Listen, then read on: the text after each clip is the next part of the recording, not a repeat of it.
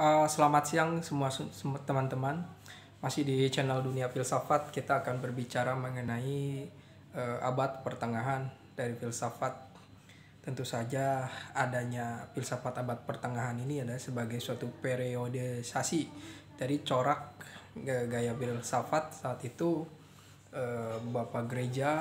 Para bapak gereja juga memiliki suatu kepentingan untuk mengontrol filsafat, dan tentu saja filsafat itu sebagai bagian dari teologi ya.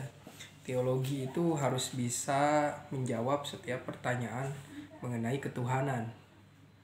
Bahkan pemikiran tentang Tuhan itu harus ditopang dengan argumentasi rasionalitas yang tidak bisa keluar dari koridor Alkitab, atau bahkan teologi semacam yang dianut oleh Thomas Aquinas itu berfilsafat untuk menguatkan teologi. Jadi bagaimana argumentasi mengenai ketuhanan, bahwa Tuhan itu pasti maha pencipta. Tidak mungkin ada ciptaan tanpa ada pencipta.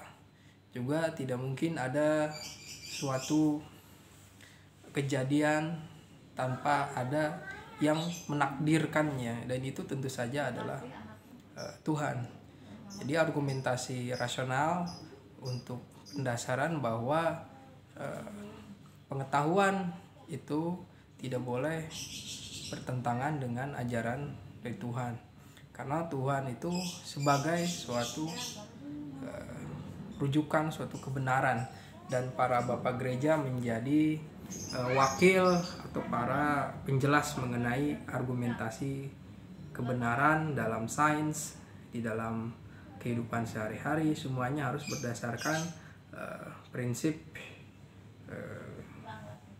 gereja ya, prinsip yang bersifat ketuhanan, sehingga segala yang bertentangan dengan ajaran ketuhanan itu akan berhadapan dengan otoritas keagamaan saat itu yang memegang suatu pendapat tentang mana yang benar dan mana yang salah.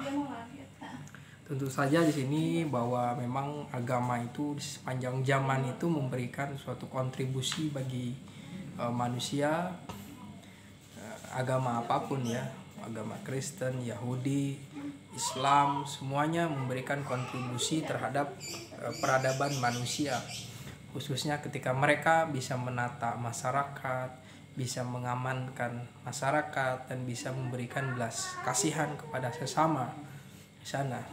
Jadi memang corak pemikiran yang berasaskan teologi ini bertujuan untuk membebaskan manusia dari ketersesatan gitu ya. Tapi ketika yang namanya setiap golongan, setiap agamawan merasa dirinya benar, atau mereduksi kebenaran itu hanya milik mereka atau penafsiran mereka saja, maka ini sudah menjadi suatu dogmatisme. Karena dogmatisme ini pernah melahirkan korban, misalnya Galileo, terus Hypatia dulu di Mesir, terus Giordano Bruno ya. Ini membuat bahkan di dunia Islam saat ini misalnya ada Nasir Hamid Abu Zaid yang disesatkan karena dia punya pendapat lain tentang otoritas keagamaan. Jadi memang ketika suatu pemikiran tujuannya untuk menguatkan suatu teologi, ya tentu saja ini untuk menjadi bagian dari argumentasi teologi. Sedangkan setiap penafsiran itu memiliki kapasitas tertentu. Tidak mungkin sesuatu yang benar itu hidup di dalam ruang waktu yang kosong juga, tetapi ada juga suatu kebenaran yang dalam proses ya pembuktiannya gitu.